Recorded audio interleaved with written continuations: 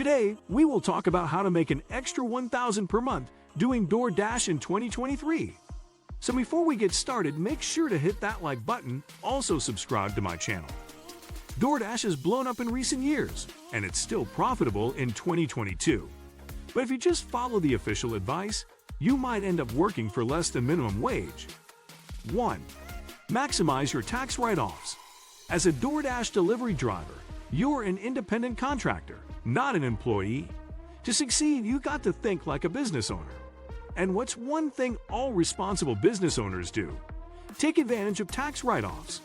Think of it this way. Over the course of your year, you actually end up spending a lot to be successful as a dasher. You might buy a phone mount, for example, or order some courier bags that are nicer than the free one DoorDash gives you. These are both business expenses, so you can write them off on your taxes.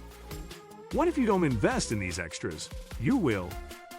At the very least, be using your car or bike for delivery runs. That means spending more on repairs, maintenance, gas, maybe even an insurance policy that's specially designed for delivery drivers.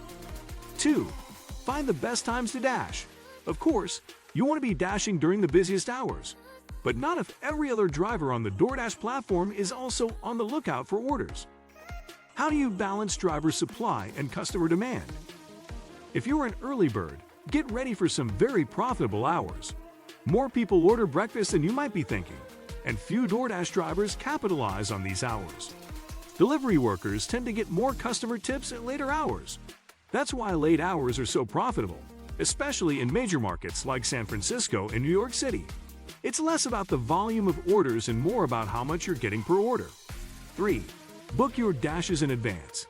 When an area is filled with DoorDash drivers, it gets grayed out of the map, meaning you can't dash there. Here's how to prevent this, so you won't miss out on well-paying dashes. Let me explain.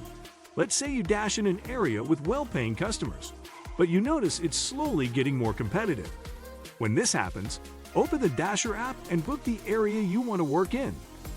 This trick will let you get into even the most competitive areas. When you have booked your desired area and time slot, it doesn't matter if it gets grayed out.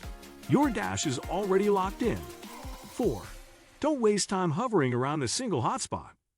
You're not more likely to get an order just because you're waiting outside of a busy restaurant. Anyone within a 2 to 3 miles radius can get picked.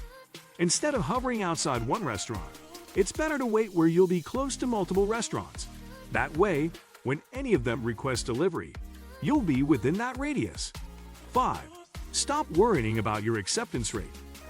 When your acceptance rate is over 70%, you get a couple of perks. That sometimes includes priority on higher-paying orders. This particular aspect of DoorDash's pay model makes it tempting to just accept every order. But it's just not worth it. Ask any long-time dasher, and they'll tell you the exact same thing. Here's why. The platform starts offering orders for pennies and then raises the base pay until someone accepts the order. It's just like an auction. DoorDash didn't disclose this. Long-term users figured it out. At the end of the day, it's much more efficient to just skip the bad deliveries and wait for something better. Remember, there are no consequences for not accepting orders. Even if your acceptance rate drops to 20%, that's nothing to worry about. 6. Know which deliveries to avoid. This goes hand in hand with the tip above. To maximize your time, you got to be selective. Driving 8 miles for $3 or $4 orders isn't worth your gas money. Rule of thumb. Aim for a base pay of at least $2 per mile. $1 per mile might be okay for a really quick order that you can complete in minutes, but don't bother with it otherwise. Ideally, you should try to go for orders above $7. Your best bet for those? Popular restaurants. They're more likely to be busy and have a higher chance of giving you multiple dashes. Of course, it's also important to avoid bad orders. One tip for doing this: go ahead and start your dash 10 minutes before you set off. The first few orders you'll get are probably the ones that have been bounced around and declined by multiple dashers. 7. Restart the DoorDash app regularly. When you're driving, you'll sometimes pass areas with bad cell phone service.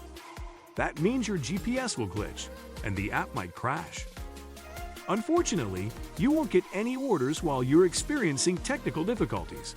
So if you find yourself not receiving dashes or get dashes for the wrong area, just restart the app. You'll get this same advice from DoorDash support. That's because your Dash is registered on DoorDash's servers, so restarting the app won't delete any progress or data.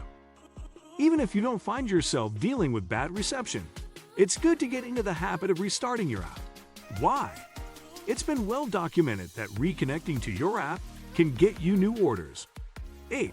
Follow customer instructions. This one's simple. Most customers tip and give good ratings when you offer outstanding service, and following their instructions is a huge part of that. During COVID, for example, a lot of customers wanted contactless deliveries. Some of their asks might seem less reasonable than that, but for the sake of your tips, it's still important to do what they say. If the customer asks you not to knock, don't knock. If they ask you to put the food somewhere specific, put it there. Most of the time, DoorDash customers leave pretty straightforward instructions. But if you come across something complicated or confusing, feel free to contact the customer about it. 9. Send out updates. DoorDash customers are usually pretty excited to get their food. They like getting personal updates about their delivery, even if they can follow you on the map. Unless they specifically tell you otherwise, keep them updated at every step.